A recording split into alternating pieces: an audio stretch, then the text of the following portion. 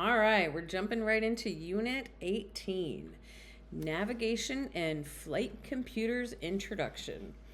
So the aircraft performance is fundamentally governed by its design, I remember a weight. sweltering July afternoon back in the 80s out in Albuquerque. I had a student who was a real sharp stick, but he was a bit too casual about his pre-flight math. He figured since we had a long runway, the heat wouldn't matter much. We were loaded right up to our maximum weight with full fuel and a mountain of gear in the back. When he pushed that throttle forward, the airplane felt like it was trying to wade through waist-deep molasses. That high-density altitude meant the wings just weren't getting the lift they needed, and the engine was gasping for air. I watched the end of the runway coming up fast, and those ponderosa pines were looking taller by the second. We finally clawed our way into the sky with barely a few feet to spare. He was white as a sheet the rest of the trip. That day taught him that your aircraft configuration and the ambient weather aren't just suggestions. If you don't calculate your takeoff and climb performance before you ever turn the key, you are just guessing with your life.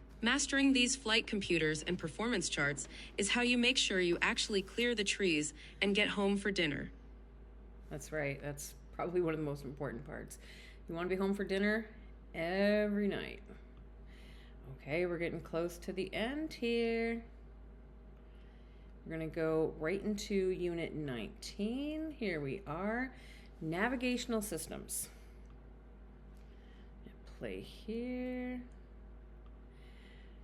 Yeah, so your navigation is important on the ground as much as it is in the sky.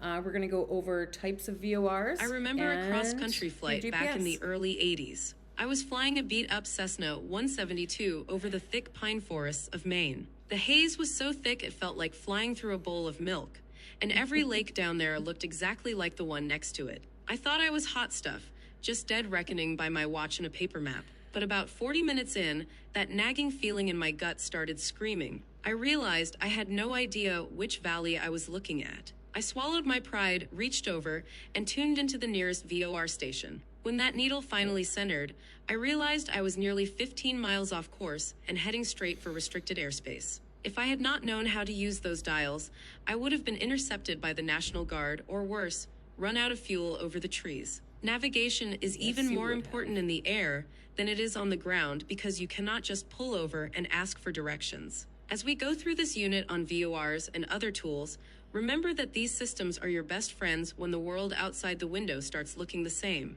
Pay attention, because mastering these tools ensures you are always on the right track.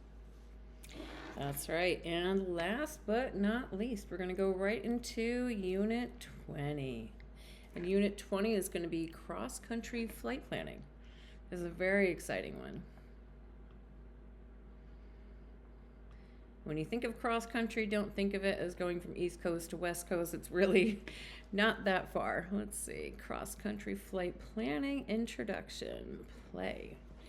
Okay, so for this, we're going to be doing aeronautical charts, plotting the course, selecting the checkpoints that we want to do, weather briefing, fuel planning, and filing the flight plan. You have the option to have flight following.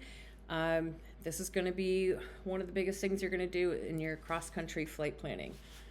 Hello, Maura Hewison. A pilot stares at a horizon that stretches for hundreds of miles, knowing that the journey ahead is a demanding test of skill. To navigate this distance safely, you need more than just a compass. You need a system. In this unit, we will transform that daunting distance into a manageable mission. We will begin by plotting your precise course on an aeronautical chart, much like a navigator tracing a path through unknown territory. You will learn to analyze weather information to ensure your flight path remains clear of danger. We will then compute your flight time, headings, and fuel requirements to ensure your aircraft is always within its limits. By mastering these planning techniques, you will gain the knowledge required to fly cross-country with total confidence and professional precision. That's right.